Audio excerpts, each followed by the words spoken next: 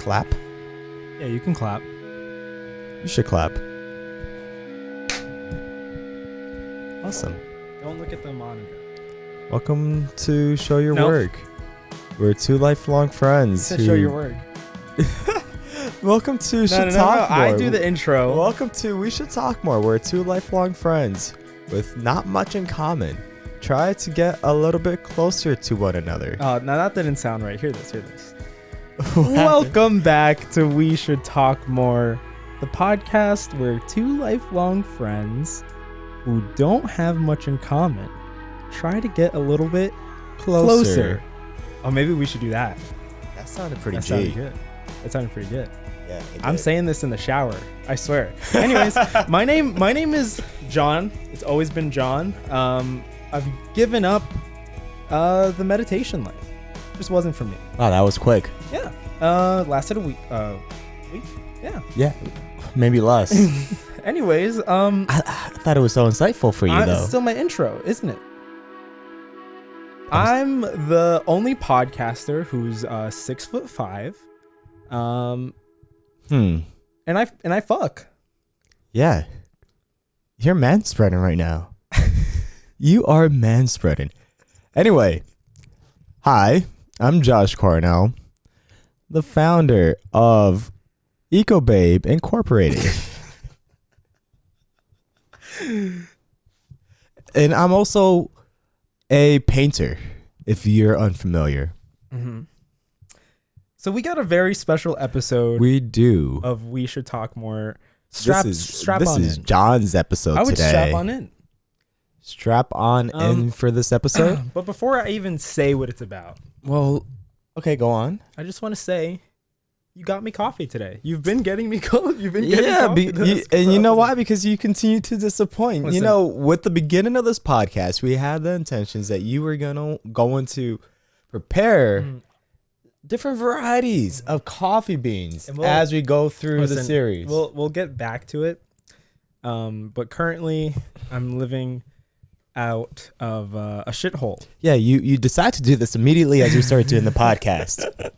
But you've been a good friend and you bought coffee today. You bought some Mickey D's. Is this regular coffee?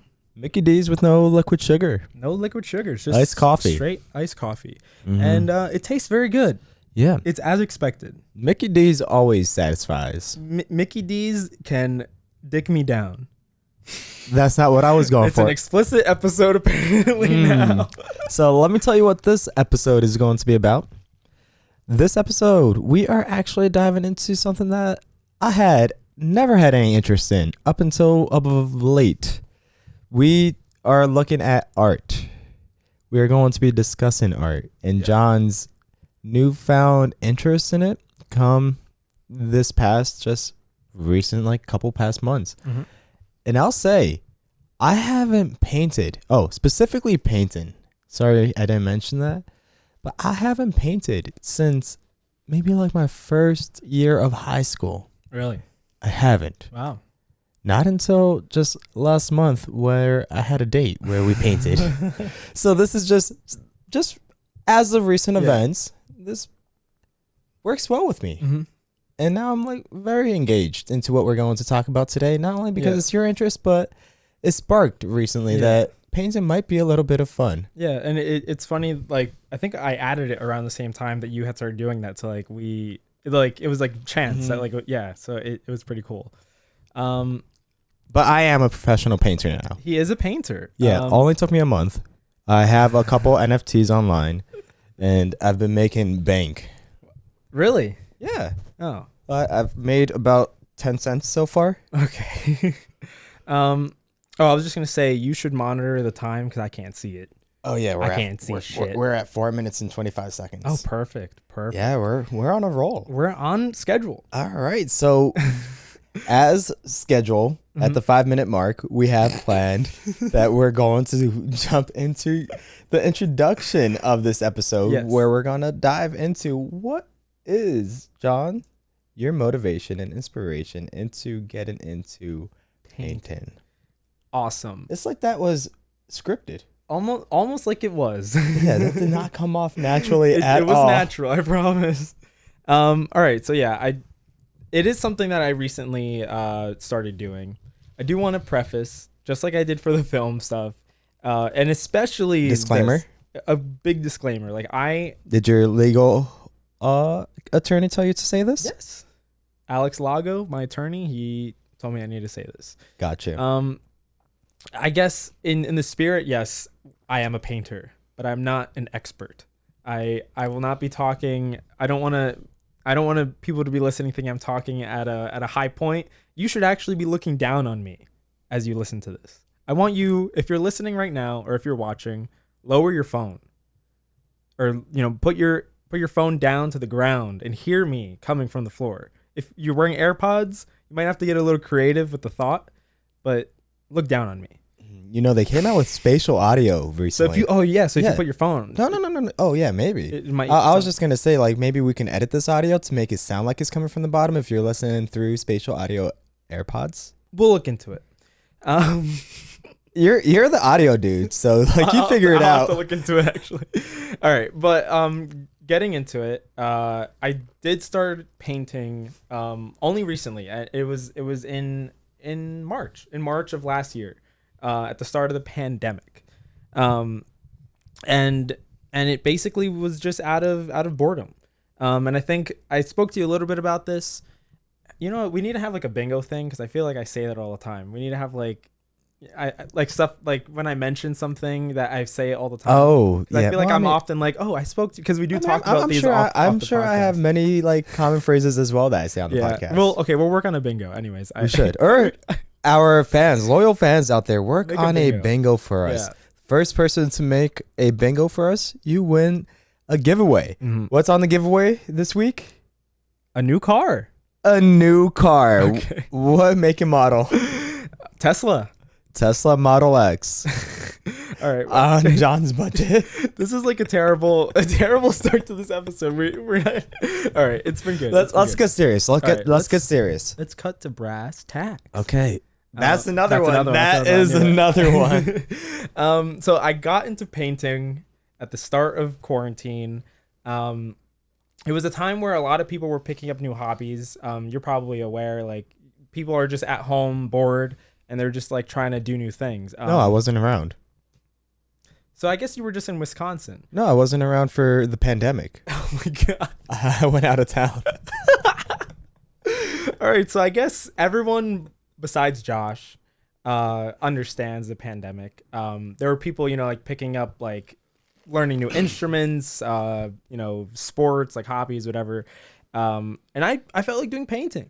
And it was just out of like, so I guess in context, at the time, I felt like I was in like a creative like drought, because I had just started work full time, and I was commuting, and I would like wake up at 6 to go to work, and I would get home if the train was late. I would get home at like 8, and then I would go to the gym sometimes with our friends, and like I would get home, I would fully be home to do stuff at like 10 o'clock. I'm like, you never had any time. Yeah, and it might have been bad time management if I really want to look back on it. Mm-hmm. But also it's like you get in those like routines where like you feel like you have no time for anything else. Mm-hmm. So I do remember feeling kind of bummed out at like the start of the year, like even before COVID, just feeling like I am very restricted now in what I can do creatively. So then finally being home where there is no commute, there is, like no like coming home late, no gym. I felt like, okay, now I have time to do stuff, but it's like I can't really film because I didn't have any friends to like do stuff with. I made like one video at home, like filming myself, like and that was a really good. That was a really good one. And I had a lot of fun doing that, but I actually made that like the first week of being home. So after I finished that, I'm like, no more content. Yeah, I'm thinking like, how much more can I? And I feel like it's also out of laziness because like I've seen a lot of people make cool content just at home by themselves in quarantine, but I just felt like that was it. That was like all I had in the tank. So I wanted to find like another outlet. And for me, that was painting. Now, did you have a couple different options in mind when you first thought about this? Honestly, not really. I think I used to always like to draw. And I feel like painting was just like an extension of that. Mm-hmm. I didn't really have many like many other things that came to mind. Yeah. Painting was the first thing that came in my head, and it was just the one thing I wanted to do. And I really had, similarly to you, like before that, I really didn't have any other times that I painted anything. Not since since school. Yeah. Yeah. So the topic I kind of want to get into before like getting into like people that I like or people that inspired me.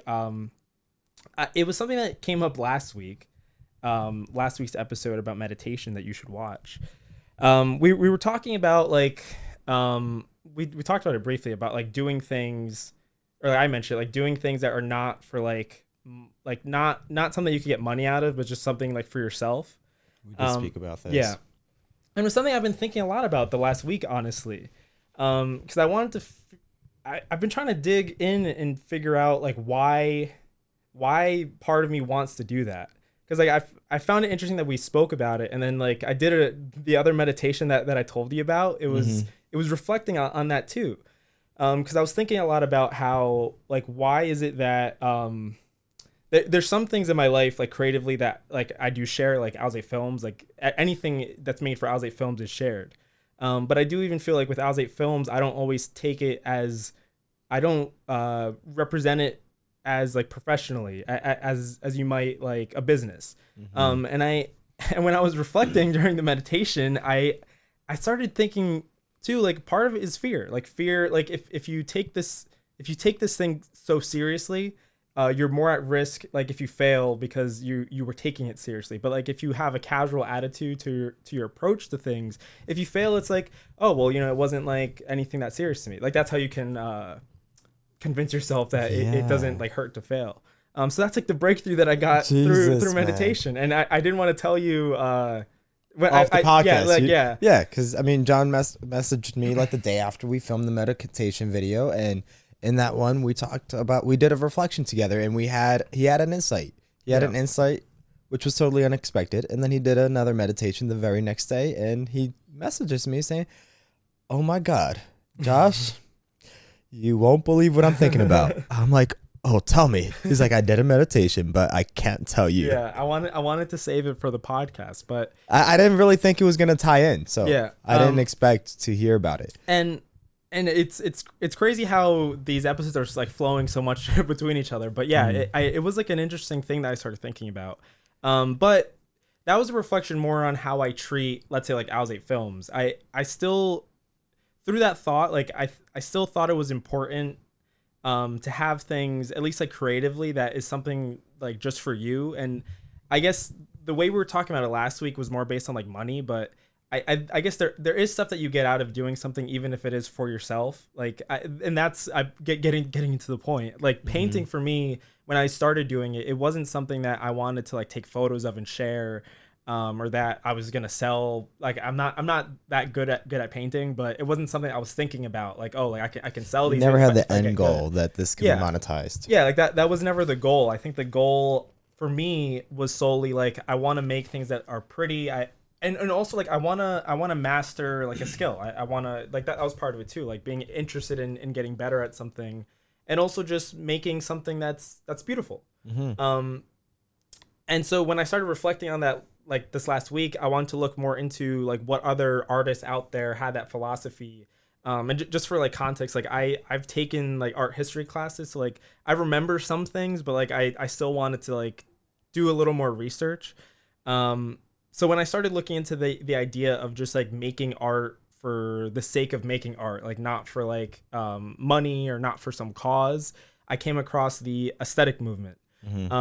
So that movement was a movement in the 19th century, mostly in England, and it was a movement that was mostly it was a philosophical movement to art, and it was a direct response to the Victorian era, where everything was all like fancy and you know, like people dressed very nice. It was very focused on wealth and material gain. So the response to that in art was, you know, at the time, a lot of artists, and especially like early artists, like you're making money because you're being contracted to do something. Like you have like artists that are paid to paint like a church or make a mural for a king or whatever. So it's not like today where people are financially okay enough where you can, let's say like me, like just go to Target and buy paint and just start doing it. Like it was a time where not many people could do that, just like make whatever you wanted.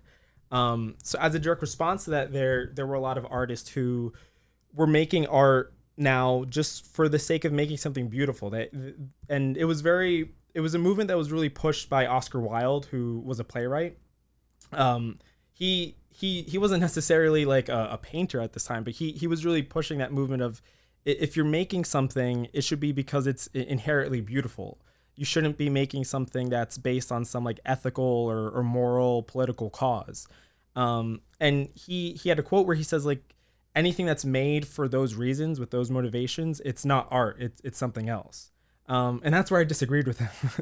Because and this is all like through my research of just like looking at this movement, because at first reading it I'm like, I relate to this, like I feel like the stuff that I make it because I want to make something. You like to see that end beauty of like your painting. And but then I start to disagree with it, because I don't believe that, let's say, art that's made for some political cause, like there's a lot of artists who are like political activists. I don't believe that is not art. I mean, I do think it's a different kind of art, but like I feel like saying that something has to be beautiful just for it to be art is kind of pretentious. So I started to disagree with that. That's true. I mean, once you look at my art, are you gonna tell me it's not art? Yeah. So I found that all really interesting, and I do feel like stuff that I make, you have like a priority behind like why you do things. So let's say like making videos or making art. For me, the main priority will always be like wanting to make something that's beautiful, or something that I'm pleased in, that other people will get like some visual or whatever value out of. But there are like other motivations that go into things. And I was even reflecting, like, let's say for filmmaking, of course, like I wanna do what I want to do. Like I want to make a movie that I'm like interested in. But then I started like reflecting. I'm like, if somebody offered me right now like $1 million to make, let's say, like a Fast and Furious movie that I disdain those kind of franchises like Fast and Furious, of course I would do it. Like of course it's money. It's money, and it's a good amount of money. The way it would propel your career. So it's almost like silly to think that you want to spend your whole life only doing what you want to do. If it's something you're interested in, like you should always prioritize like your interest and find time to do something that you're interested in. But there's also, times where, for money or just to further your career, you have to make like certain sacrifices. Like that. I mean, part of it is really carving out that pathway for your career. So, I mean, if that pathway requires taking steps that are against what you are personally interested in to build up your reputation, I guess, in a sense, then 100%, like, go forward with it, because if that's how you might end up actually doing what you're truly interested in the end of the day, and having a career out of it. On that note, having a career out of something that you're truly passionate with, does that still hold something in your mind as it just becomes a job so you can enjoy it? Yeah, so that's something, I think we've spoken about that too. Like it's something that I struggle with, because I do have that fear. Like I have that fear of, let's say if AlzateFilms became my main source of income, or like it was like my job, if I had like a production company, I feel like it would lose the specialness it has of being like my little thing, like my little hobby, my little passion. Because when it becomes something more where there's like stress put on it, like this thing where like it has to make money because it's like my source of income, or like a main source of income, whatever. I do feel like there's a risk to losing your original love for it. So, I mean, I think on the point that you first brought up in this, I mean, it's two interesting perspectives here, where it's really that fear of failure, that if you were to go forward with trying to take AlzateFilms or any other brand too serious, you might fail. So it prevents you for actually wanting to take it serious.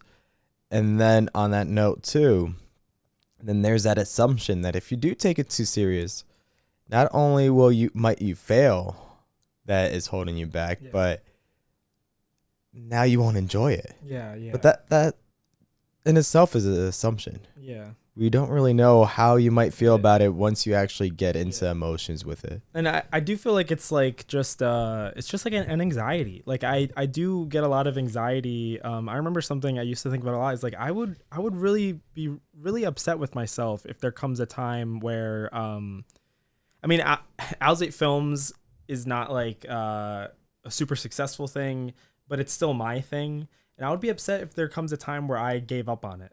Like Yeah. even though there's like some slow points or there's like points where like it's not as active as it used to be, I would be very upset with myself if I got to a point in life where I'm like I'm done with this. Now, is there like a minimum expectation out of what content you would put out with Alzate Films?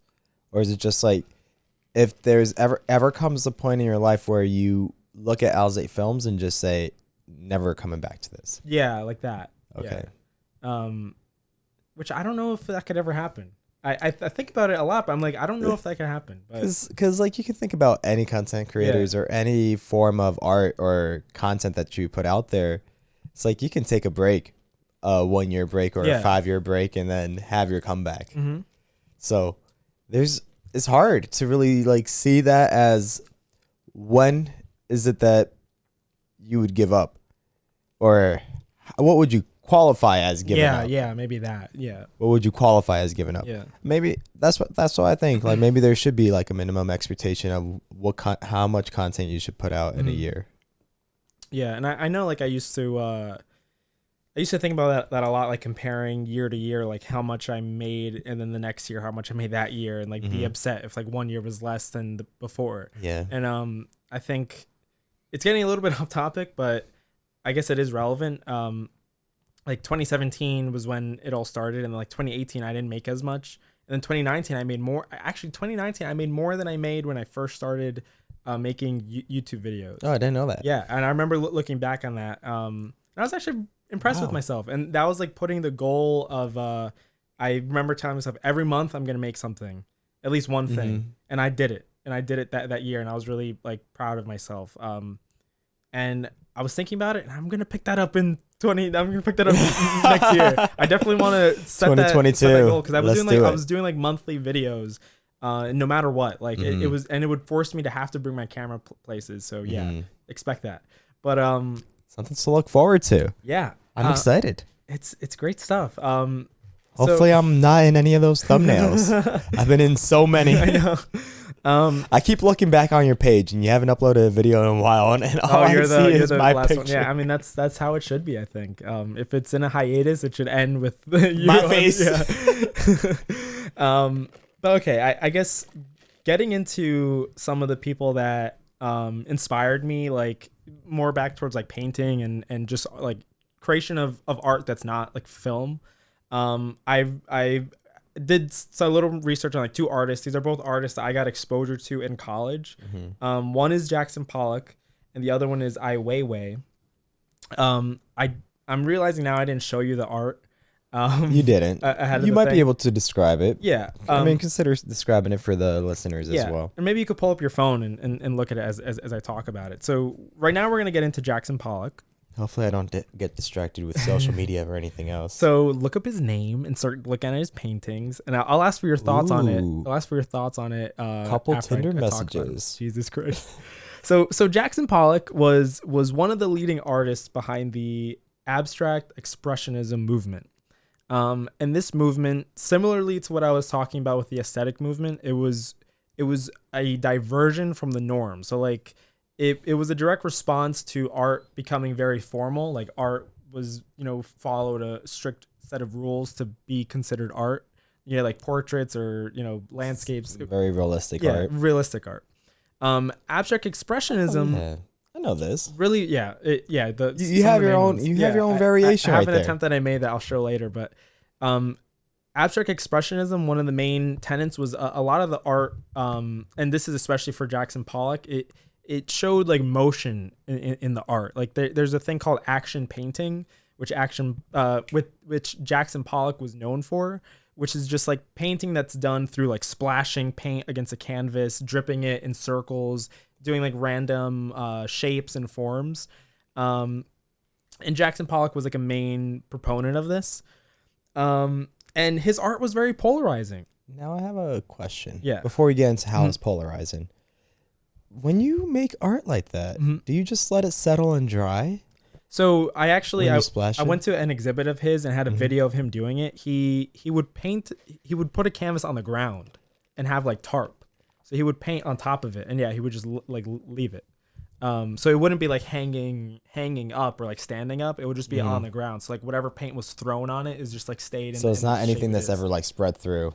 No, he would use brushes, but brushes mostly to like throw paint. Like he wasn't rarely ever actually like. So if you were touching to touch, the canvas. if you were to touch the canvas after it dries, would it be very rough? It would be rough. Which like a lot of the paintings that I saw of his, they were like you could see like the strokes. You can actually see like how where let's say like when you throw paint where it cluttered in one corner thick and like thin in the other, which is really cool. Which also like getting into like that's like one of the main points behind this like art form. It was to see like how it was painted. Like, you would look at it, and just by looking at where the paint fell, you can understand like, oh, the artist like he threw it in this direction, or he dripped it in a circle in this direction, because you could actually see that with the way the paint like dried. Sounds like forensic science.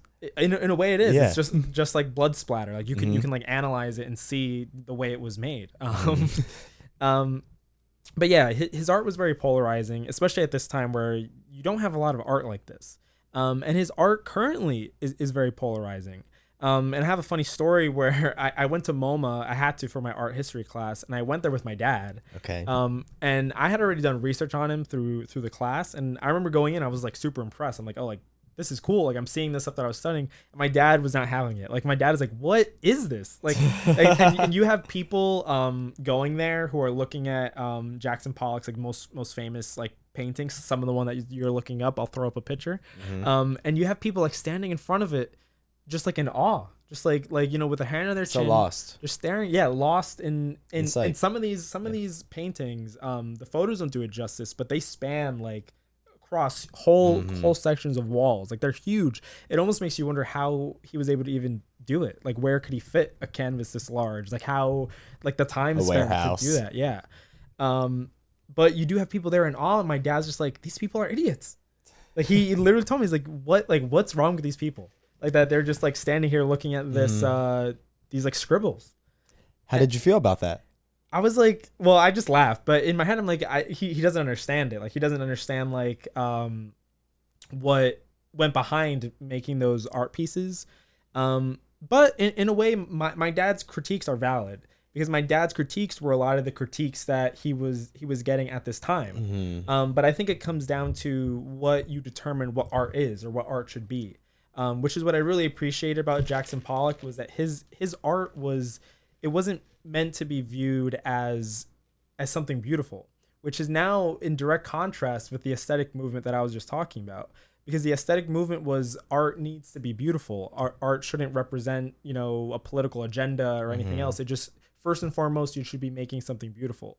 Which Jackson Pollock's work, you could say it is beautiful. In a way it is, with like the patterns and the colors, but it's not traditional beauty.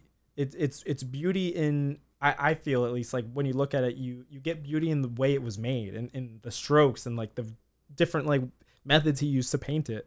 That's where you get a lot of the awe from. And is that like just trying to like put yourself in perspective of what it was like in the creation of that art? I guess like what's interesting is anybody could derive some meaning behind his work. So like, let's say for me, like I'm interested in the way that he made it, but there are a lot of people who look at his art and are interested in it just because of the emotions that you can feel from it. You know, like you can see a painting and feel he must have been angry when he did this. Like the way the colors fell, the colors he chose to use, it portrays like a feeling of anger, or portrays a feeling of sadness, which is something else that I found interesting in him. Is because you have so many people looking at his art now way after his death, and they're deriving these like deeper emotional meanings. But Jackson Pollock himself, that really wasn't the point. Like he wasn't really making things to have any meaning like that.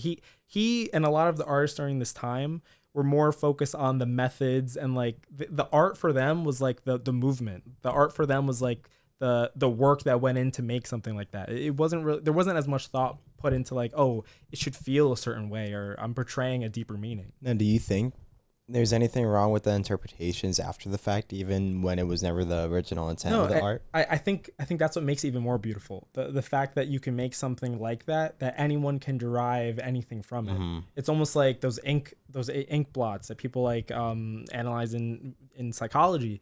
I think that makes it even more beautiful than a traditional painting where, let's say, it's very straightforward what it's supposed to be. If it's showing somebody that's sad or whatever, showing somebody in a happy moment.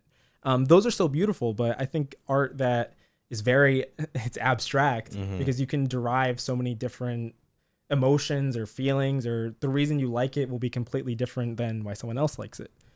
Now, at what point does interpreting a piece of art become overanalyzing? There's a lot to that too, because there's a lot of people who, and I was reading this about Jackson Pollock, there's a lot of people who are deriving things about his personal life through the art. There were some critics thinking he was making commentary on homosexuality or commentary on the politics of the time that weren't even relevant to his own interest or his own like political leanings or things that he had spoken about. They're deriving too much from it, which I think is there. You could say there is a problem to it. I think if you're trying to portray your thoughts as truth, then that's where it becomes a problem. Okay.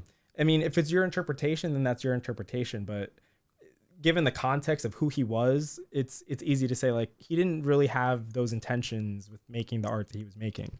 Yeah, I like that a lot because one of the biggest like intentions I think when you're looking at abstract art is like, well, these people are just mindlessly trying to make a reason or rationale for what this or meaning for this art when really it's just splatters on a canvas. Yeah.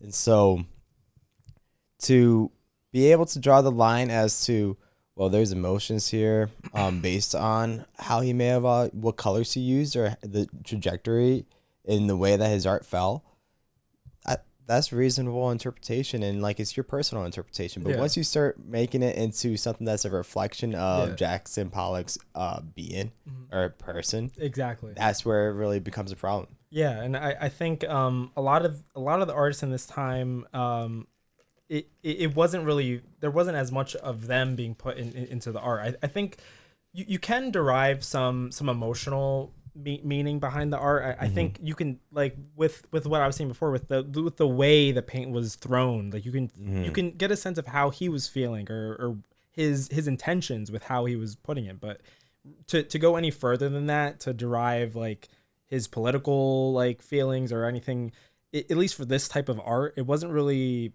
that wasn't the focus of it.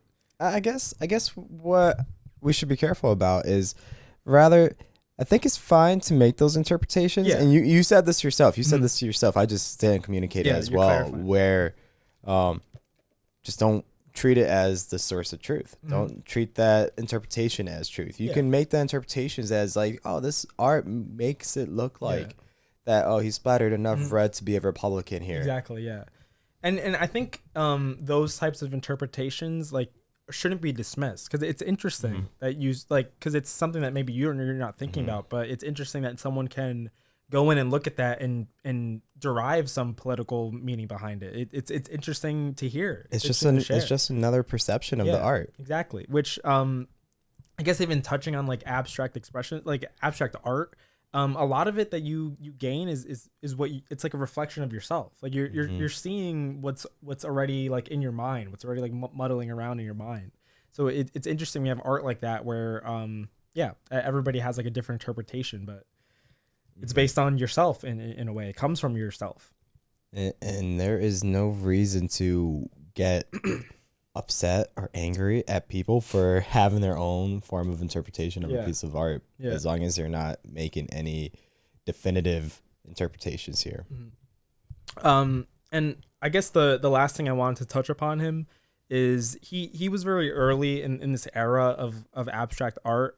So just through reading like a lot of further like art styles, even going into like the modern era now, a lot of people derive the start of that to him. Like they derive a lot of the inspirations, just the thought behind making art that doesn't look like, at first glance like art. Like it's something completely different, which I find super interesting. Mm-hmm. And it's interesting how when I originally was looking stuff up, I was so caught up in this idea of art being done to be beautiful, but his art wasn't really done for those intentions. But I still like him so much. So it was just interesting for me to like get that reflection that like this is something that I appreciate doing, like making something to be beautiful, but it's not necessarily what I even enjoy either. Like it's not like an art style that's like my main interest. Like I'm interested in artists who are doing things that have other meanings. And I guess to touch upon that, now transitioning to Ai Weiwei, which you can look up some of his stuff. I mentioned some of his stuff specifically, so when I get there, you can look those up. But Ai Weiwei, he was a painter to keep it in the theme, but he also did a lot of sculptures and a lot of like a lot of different types of art. I was exposed to him actually in a documentary class that I took for political science, because he actually his original education he went to film school, and after film school, he got very involved in politics, and a lot of the art that he made solely had a political agenda, whether it was commentary on the Chinese government or other governments, or just on materialism or like capitalism. All of his art pieces had some sort of political meaning behind it, which again is completely straying away from the aesthetic movement. And it's art that I still appreciate because it's art that it does have a direct meaning, but there is like some interpretation that you can get from it. But it's interesting seeing people who are like trailblazers in making commentary on the world through something beautiful or even just something interesting. So let me read. There was something that he did that I find interesting, and he does this pretty often. He really proposed this art style of reusing old things. So whether that's like making a mural out of trash, or something that he became really famous for was taking old Chinese artifacts and repurposing them into something that's art or just commentary on the world. Something that he did was he found like an ancient Chinese pot, and he painted it with the Coca-Cola colors and the Coca-Cola symbol, just like commentary on the world, if that thing existed now. And something else he did is he did like a photos of him where he's smashing like ancient plates that are like thousands of years old, and it's just like different photos of him in the motion of smashing these plates, which is like is that acceptable? That's where the question is, because I think I'm not too sure on that one specifically what the political like message is, but he was very on this idea of there's a lot of ancient art or ancient like things that were made that are just collecting dust. So he's just repurposing them and making them something new, and trying to, I guess, see what that thing would look like now, or just making a different interpretation of that thing. Now, where would he source this? Where would he actually get the ancient pottery, the ancient... That I probably should have looked up. I'm not too familiar with that. I do know like there were a lot of things that he also had made. So one of the art pieces he had made it's called like sunflower seeds, and they were actually porcelain sunflower seeds. Okay. But he had those made in a town in China where all they make is porcelain products, and they were making them in the ancient style of how porcelain was made. So this town existed, let's say like thousands of years ago, making porcelain, and they continue to make porcelain. But he saw all these people there, and they're all poor, and he wanted to find a way to use them to make something else. So he commissioned them to make over 1 million little porcelain sunflower seeds that look exactly like a regular sunflower seed. It's just made out of porcelain. They were a little bigger though. And he scattered them all in this like warehouse, and opened it up for people to just come in and step on the porcelain, like step on this like fine porcelain, and thousands of little seeds. And just to him, as like destruction of hard work. It's interesting the reason behind it, but he was making commentary on all of those seeds being like a representation of the Chinese people, of them being so downtrodden and like stepped upon by the government or ignored, and worthless. And it's interesting because it's something that is porcelain. It's a fine material, but it's being treated like nothing. Where he's just inviting people, and yeah, like you said, like people worked hard to make these, and now people are just like stepping on it. So that's one of the pieces that I really liked of his. There's some other ones where he collected like old ancient stools, and just these were stools that I remember. This one he said he just found it in a warehouse. They were just ancient chairs. And he like built, like he started gluing them on top of each other and built like a random like shape out of stools, just all like on top and like curving around. And he literally said like it really just came from him going with the flow. Like he started like doing it, and he just kept going with it. Like he a lot of his philosophy behind art. Now that one doesn't have meaning behind it. Outside of him just doing it. Yeah, but it's also like from this idea of just like repurposing the old, like bringing back the old, which I think is like a big part of his like style. You really had me thinking that it was ancient poop. No. I was like, how did this not decompose by now? Stools that people sit on.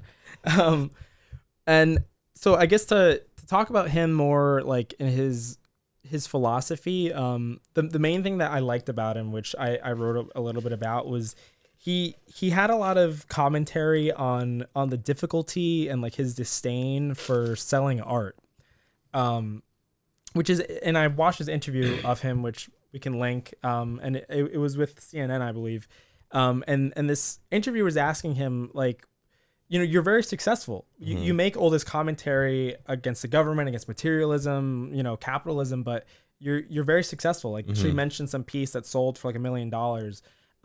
But then she starts talking about how there was this art collector who had an interview after buying one of his pieces, and the art collector says, I had to convince him to raise the price on this. and she's asking Weiwei, like, why, what do you have to say about that? Like, why were you undervaluing your art? And he has a quote where he says, selling art is a very strange business. Because to him, he thinks, which is true. To him, he thinks it's almost ridiculous how we've put value onto art. Like, what makes something that he made worth millions of dollars, but something that some random person made not worth anything at all? And he finds it so strange. And I think he has like this disdain for having to put value onto the things he makes. But at the end of the day, he is successful. And I just found it interesting, like with my own thoughts on art, like my own thoughts of like having to make something profitable or whatever, like the things that I work on. But he does have this acknowledgement of like, he now has people working for him. He has people who help like with his installations, people that like help build the art for him. So he has this acknowledgement of like, now that there's people here too, I have to make money for them. Like there has to be a way to pay them. There has to be a way to fund future works. So he's like an interesting person, because I feel like the art that he makes is still his. Like it's still what he wants to do at the core, but he's still making it profitable enough for him to be able to continue doing it as a business. Yeah. And getting into that, like he also has made a ton of documentaries. He touches upon like a lot of the documentaries he makes are self-funded. So like he doesn't, even in the interview, like he doesn't look like a rich man. Like to have just mentioned that he sold a piece for like $1 million, like he doesn't look like a millionaire. Because it does seem like a lot of the money he makes, he's putting back into the art that he makes. Like it's like cyclical. So he's making things to continue making things, or selling things to continue making things. And he even touches upon like getting funding from other people. So I think even with him being very politically leaning, he touches upon how there's like organizations in the US like that will fund his art just because they support whatever political agenda he's making, which I just find interesting in contrast with the aesthetic movement of like, oh, like art can't be made if it has like a political basis. But like Weiwei is still making what he wants to make, and like he's not being forced to make something for a political agenda. Like he wants to make it for this political agenda, and now he's getting funded from people who support him, but they're not making him do something. Like, he's still doing what he wants. So like it's not as restricted as maybe like the aesthetic movement makes it seem, where like if you're not doing something that's like solely beautiful, then it's not art at all. But I mean, I think the stuff that Ai Weiwei makes is art. Like it's just it's political art, but it's still art. So yeah, it's certainly a form of art. Yeah. I guess I want to get your thoughts a little bit more on like your take on how he values it, how he values the art, and he doesn't see it as something that should really be bringing in income as like a business. Well, I think for him, like it is a business for him now. So like I think he does. It comes to that point. Yeah. It's comes to that point that it's a business. Yeah. But he still doesn't. And I mean, you let me know. You give me your input as to what you know, a little bit more context here than I do. But how now or ever he's been trying to do this with the intent of just meeting whatever agenda he has, whereas it might be political commentary, it might be just freedom of expression or some free form of expression. Yeah. Now, at the end of the day, there was never any intent to really value what he's making all that much, because he doesn't see the value in like making this into something that monetizes all that much outside of now paying his employees, and he'll put his money back into his own work. Yeah, I think like for him, do you think that's like something that's like something to look up to? Like, is that something that's notable of a person or noble of a person to do? I guess what I find inspiring behind him is just the fact that he's able to make like what he wants to make, whether it's like self-funded or funded by other people. Like he's not as, let's say, tying it back to the thing of like some film company asked you to make Transformers or Fast and Furious. Like he's not forced to do things like that. He's not tied down to that. Like he's not making, political art for somebody that asked him to for some other agenda that may not be his. Like he's still doing his own thing. So I find that inspiring. I do think though, like he is treating what he does as a business now, because he does have a lot of employees. I think the thing that's different about him is I think he personally doesn't value wealth. Like he's not viewing it, let's say, like the money he makes is going into art or paying the people that are working for him. He's not trying to make himself a millionaire. Like I think he understands that he does have to make money to continue doing what he's doing. And there is like a sense of wanting to grow it. Like he talks about working on multiple projects at once, like sending people to do like multiple documentaries, like at the same time. So he does have like, he does want to grow. He does want to like further what he's doing, but I think maybe it's just his own feelings of not, maybe not being too concerned with being like wealthy. Which I don't know how much I agree with that, because of course I would want to be wealthy, or like I would want to make money from what I'm doing in the sense of like making it for myself. But I find it interesting too, because well, what's your take on not putting in work into a business to make it into something that's like extremely profitable, actually making the business take off more? Because now with I guess art buyers, they see the values behind the person as a value to their piece of art. So if you see that the artist is someone who isn't really doing this for money, they might value the piece of art a little bit more because they can align with those values. There's an interesting podcast I listened to where it was talking about businesses, and one of those businesses was Patagonia. And I think I may have talked to you about this off the podcast before, maybe I didn't, where Patagonia made intentional steps in their business to prevent growth in their business. They intentionally made moves or like marketing strategies that would stunt their growth as a business, and it just had the opposite effect. It had the opposite effect that when the consumers saw that, they just wanted to buy more Patagonia products. Do you think it was because they wanted to continue this like the consumers' feeling towards them as a brand of being like a low scale, like not mom and pop thing, but like a thing that's not like a multi-billion like company. It's still like this little like thing it's like the fight against the corporate world, I guess. But then at the end of the day, it creates that corporation.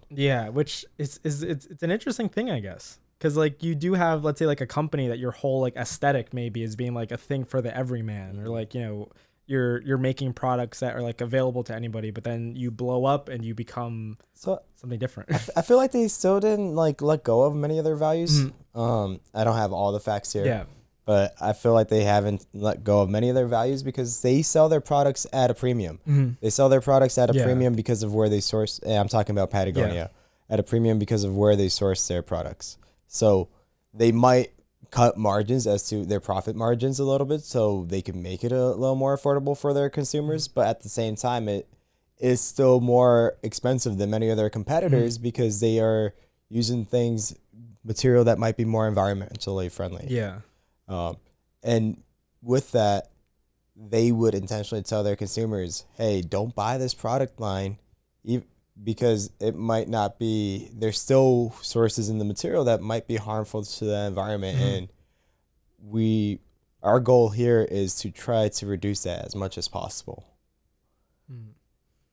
Yeah, I guess that's interesting how, I guess even tying it back to like Ai Weiwei, like the value is more put on like the company itself or like on the person itself. Like the consumer puts like a value on them where they continue, I guess, and it makes it more successful because they value the company's values as like, or the person's values as an individual. Yeah, at this rate, Ai Weiwei is a company. Yeah, and that's like the thing that I want to touch on too. Like, yeah, like he has like a business. Like a lot of the art he makes, even if it's under his name, there's a lot of people working behind it. He has like employees. He has like people like working for him, which is, I guess, is something to reach like a certain level of growth. It's something hard to avoid. Like, you know, to do the things that he's doing or to become a successful company, like you do have to grow. But I do value that. Like on the thing that you mentioned of, I value that people like him, or people, like, he's become more successful just by being him. Like he has found a way to be profitable by not selling out, basically. And he's successful because of that, because of the fact that he doesn't, because he sticks to his guns.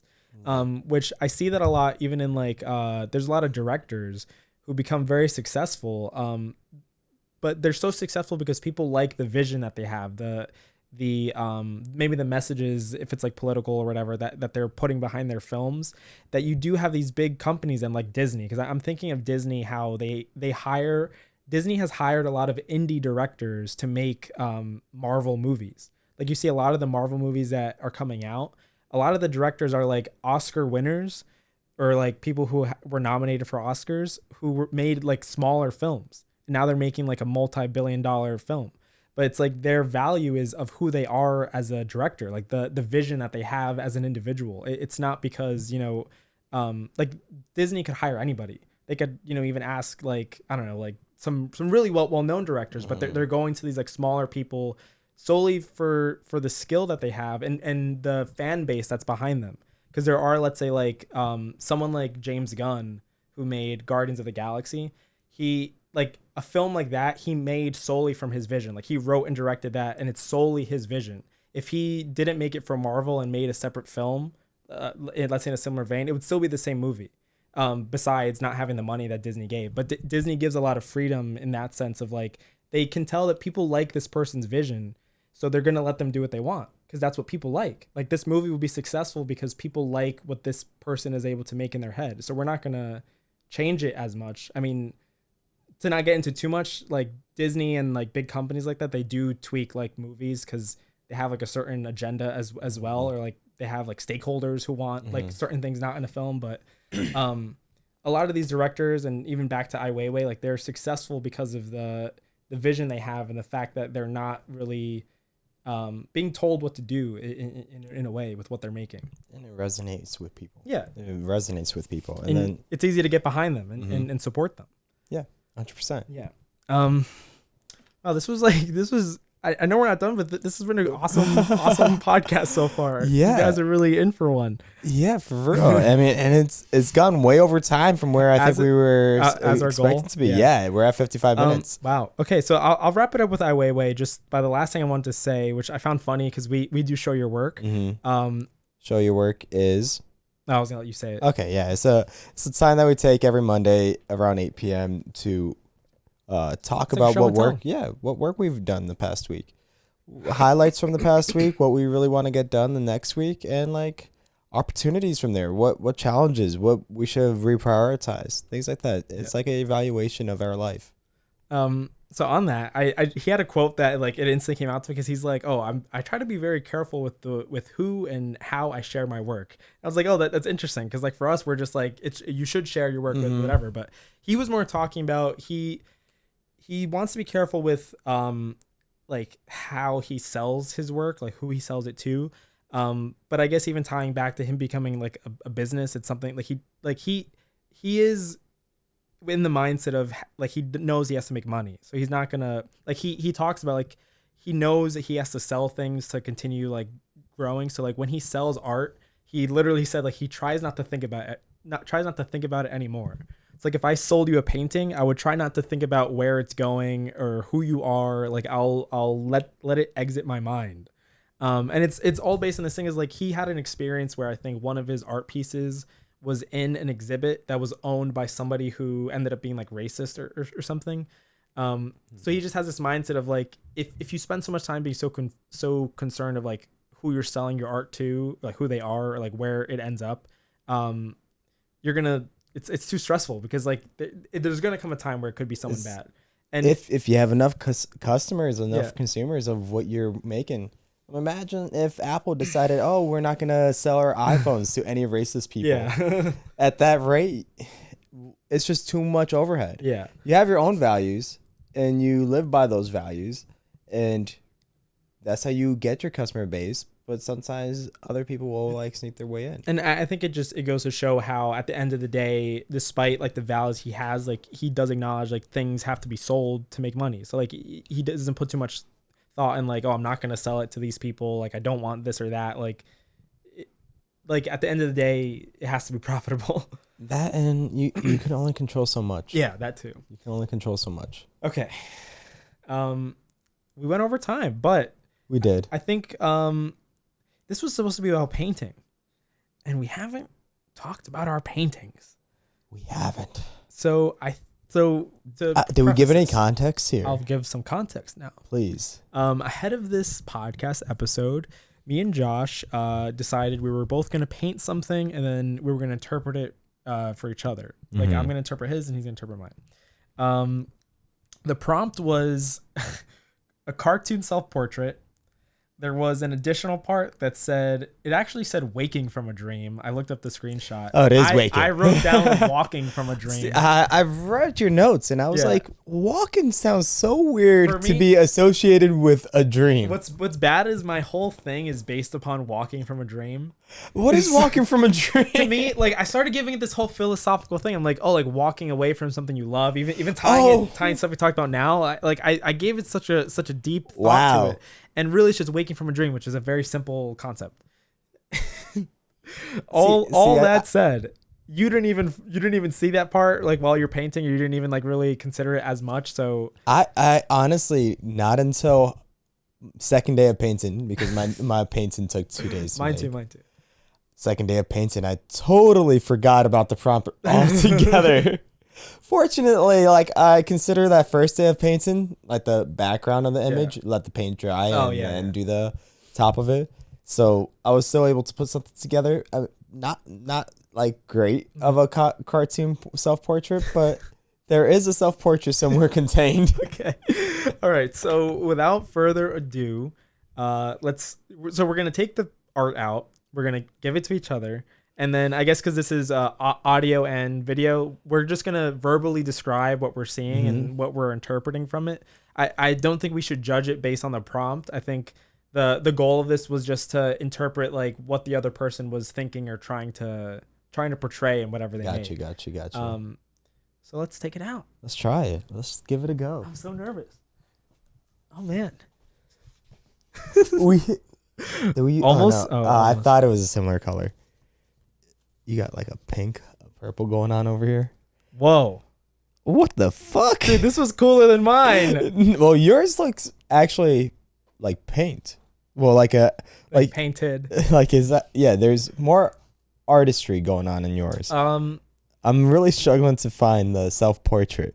Oh yeah, so that's the thing that I didn't do at all. I just took the cartoon part. So let's show each other's paintings. And flip it the other way. Mine's a landscape. Oh, you upside. Oh yeah, like that. This way? Yeah, you got it. I had no clue. So maybe we can hold it like this for for the video listeners. Not for too long. I still want to look at it. Okay, yeah, I still want to look at it. So I'll let you go first. All right. Initial thoughts. Look, I'm not too cultured, but is this Adventure Time? Yes. Okay. So that's like my whole, when I saw cartoon, I'm like, okay, I got to draw a cartoon. That's the only thing that was on your mind. Yeah. All right. And I hate to like use the information that you already gave me to try to make my interpretation here, but you already told me that you're walking from a dream. Now, all I see is an open door there, and it looks like space through that door. Then beyond the door is the two characters from Adventure Time. Finn and Jake. And they're fallen in a pasta sauce. They're fallen through pasta sauce. It's red, and there's like pieces of lasagna going across the canvas. Holy shit. Oh my god. Actually, so I have no clue how this is walking away from a dream, but they are certainly falling through pasta. Okay. I appreciate your interpretation. Thank you. I'll start with yours now. So I'm trying to read what this says. You can at least tell me that, but I think it says the Sedona. Is that what it says? The Sedona will flows through us? Close. What's this? It's the Sedona devil flows through us. Yes. Okay. So he wrote the Sedona devil flows through us. He did do a portrait of himself, which is like right here. Mm-hmm. Looks kind of devilish, but I do like it. I like it because it's like it's not cartoon, but it's not like a typical part. It does look like very abstract. Like an abstract portrayal of somebody. Mm-hmm. I don't know if that was your intention, but it's supposed to be myself. And I think this is supposed to be your hand doing like this. The symbol that we did in Sedona. And then you just drew the Sedona desert with like a little RV and a road. What is this? Oh, this is the Devil's Bridge. I drew the Devil's Bridge. Okay. I mean, it doesn't look like the Devil's Bridge, but it was an attempt. Is the RV like a reference to Breaking Bad? It's just a reference to being out there in the desert. Well, I like this. I like this a lot. Thank you. It was tough. Wow. So do you want to tell me a little bit like what was going on? Was there any insight behind it that I'm not seeing? No. First, I guess what I started with is let me just start putting some colors down. Mm-hmm. And then when I started really reflecting on what I should paint that would be relevant, Arizona came to mind. So I decided I'm going to use some red dirt for Sedona. Then I've remembered that I'm supposed to do a self-portrait. I saw the sun that I tried making. It really looked like Trump's hair. Oh my god! So I was thinking about putting a face there, but I didn't want to associate myself with Trump. You don't want to have any political agenda. I did not want any political agenda in my art. So I just went ahead with something that was relevant to our trip and used some content that we put out there for our trip, where I posted a picture with my fingers spread out as if we're speaking to some extraterrestrial life and saying that the devil flows through us. Wow. That was my caption. That was presented here on this art piece. Wow. I tried to make it cartoonish, but I didn't really make it that cartoonish. I like the way it looks. I like the way the face looks.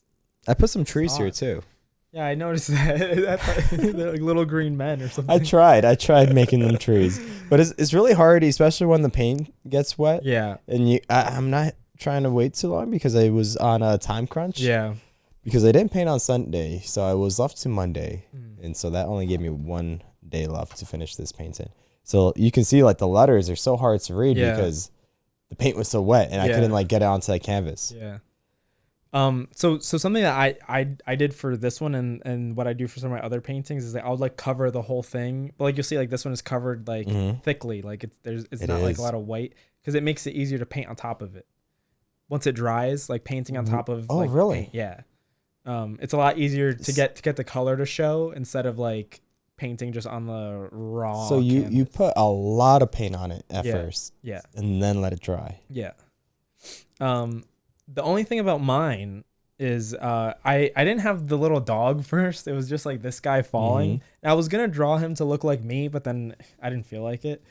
It was too hard. But the idea was that like he looks concerned because I thought this was walking from a dream. So like I wanted to show like two sides of it where like he's looking back at the door, like being forced out. Because I feel like for me, like I wouldn't want to walk from a dream. I'd be forced out of it. So they're being like flung from it. But like he is looking back. He wants to go back to that thing. But this guy's happy. I didn't look at his eyes. I just saw the pasta. Yeah, I added that like today, honestly. Or The like, pasta? Yeah, the pasta sauce was added like last night. Oh no, the pasta. The pasta. The sauce pieces. was always there, yeah. Yeah, what was your take on what you were actually painting there? With the strings, the pasta strings. I don't know. I felt there was a lot of empty space, so I kind of just started going with the flow. Going with something here. Yeah, trying to make it look a little like fancy. You got some tortilla chips in here too. Yeah, or a little like triangle raviolis. I guess that's what it is. That makes more sense. Yeah. But yeah, I think we should keep each other. So I'll keep yours and you can keep mine. Oh, fuck, I like mine. You want to keep yours? No. Okay. Look, it'll be added to. It almost fell behind the couch. It'll be added to the set. No, it can't be added here. No, Come on, it doesn't fit. It doesn't fit. I don't even know. It's my first time seeing this. Seeing this? Has this been here the whole time? Are you just noticing this too? Wow. Anyways, we did a great job. But you know what? We both like got it wrong, kind of. Totally wrong. But it's interesting how we did such different things on the same prompt, which I think like goes back to some of the stuff we were talking about. Like, there's different ways to interpret art, and there's even different ways to interpret a prompt. Like a random prompt, you could literally go anywhere with it. And we went somewhere. We did. But this is in mind with not thinking about the prompt for half of the painting. Yeah. All right. So I guess to wrap up, I wanted to touch a little bit on like currently with painting. I've been struggling to do it that often. I like that we did this because I finally got back into it after a little while of not doing it. I do feel like I treat it more of something that I want to do just for fun, which I like doing it like that. And like, I didn't touch upon it at the start, but like I was doing it at the start of COVID almost as like a form of like therapy. I feel like getting into art therapy was going to be too much for this episode, which obviously it would have been, which I'm glad I deleted that from the breakdown. That's right. That was included originally. It like not getting into like specific like concepts of art therapy. I do feel like painting is like therapeutic for me, just like to do something like that, like for fun. And yeah, currently, trying to do it more often. I like that as like a form of like if I feel like doing it, then I'll do it. And I should do it more. There was a thing that we were talking about Jackson Pollock, and I'll grab this now. Oh shit! I did an attempt at painting one of his, and now that you actually saw his, you can kind of like look at it. I didn't splatter it as much as he did. Yeah, that's what I was gonna take note of here. It looks very much like you just brushed the. I did because I was canvas. painting in my office. I'm like, I don't want to splash it, so that's something I want to work on. I want to actually learn how to. I want to. There are like get a couple thick pieces here though. A canvas where I can do like legit splash painting like outside or something. So that might be something cool to do maybe for a video. Could be. For AlzateFilms. I'll be down. You want to paint with me? Yeah, no, I'll be down. Oh, you know what I mean? I'm telling you, just painting this past month, it has been interesting. It has been fun. Yeah. Like maybe I'm not going to continue it long term. Yeah. I might not do this again for a couple weeks because you hit this slump in your practice when you start like a new hobby or something. But I will say, like, actually putting together a painting, it's just nice to see it at the end of the day after actually getting it done. Sometimes it might be trash. Like you're putting a lot of appreciation to my painting, and I really appreciate it. But this feels very ugly. This one feels very ugly to me. Like I'm trying to think of like some Mexican painters, but there's a lot of like art that's true. Has, like, it that, has like, the same colors, rough kind of style. You know, like it's not perfect looking, but There's value to it. I like the barn painting. You can pop that onto the video. A barn painting. It's my first painting, but I like that one because the barn looks like a barn. Yeah. And everything else, I mean, is trash. It was like the layer of the paint, the back layer of the paint wasn't done well, like as compared to yours. But I can actually see the barn. Yeah. And so for that to be like sitting in my living room right now, doesn't feel too out of place. That's nice. Now this might feel out of place. That's why I'll keep it in my office. Yeah, exactly. It feels a little out of place for me. It doesn't meet the same aesthetics. But I think like that whole idea too, like it's something I want to practice too, is like not getting so caught up in having something look like perfect. Cause like I do like this. I like just the meaning behind like what you were thinking about doing it. Like it's not aesthetically pleasing per se, but there's like a meaning behind it. Just like keeping this in my room, it has value because I'll remember this podcast. Exactly. And that is what art's all about. The value that you give to it. I guess like the first time I painted last month, or getting back into painting for the first time, the biggest barrier was barrier of like perfectionism in front of me. Yeah. Like I feel like that's the hard thing. What do I want to paint? Yeah. How am I going to sit down here and actually start stroking this brush and putting paint to the canvas? I guess that's always been my biggest struggle, to first do the first stroke of paint. Yeah. Because you don't know what direction you're going to take it. And it's hard to commit. Like once you start, like once you choose, like, oh, I'm going to draw this here. It's like, it's hard because it's paint. So, I mean, do you find the same struggle, or do you like have a different time in your in painting a canvas or a piece that is the hardest part? I have an intense struggle of wanting to be like a perfectionist. I wish I had like some other stuff that I've painted, but a lot of it's very like straight lines, like whatever. And I'm trying to break out of that. Like talking about Jackson Pollock, even like I'm excited. We should actually try to like do like splatter painting one day, because I want to break out of that thought, because I think in my personal life that's how I am, like with films or work. Like I want to be like very perfect, but it would be interesting to take painting in a different way and like try to work on not caring so much on mistakes. Because to tie it all together, like Jackson Pollock, the whole inspiration for him starting that style was he accidentally spilt like a can of paint on something he was painting, and when he spilt it, he was like, instead of trashing this, I'm just going to keep layering onto it. And he kept like spilling, then using different techniques. And it's that whole idea of letting go of the perfectionism, which can sum up a lot of the things that we've spoken about like previously. And it's beautiful. Yeah. I'd like to end on that note because I think so. We're over. We're over. And I'm busy. And it was beautiful. But I really have to go. Where are you going? I got to take a shit. Really?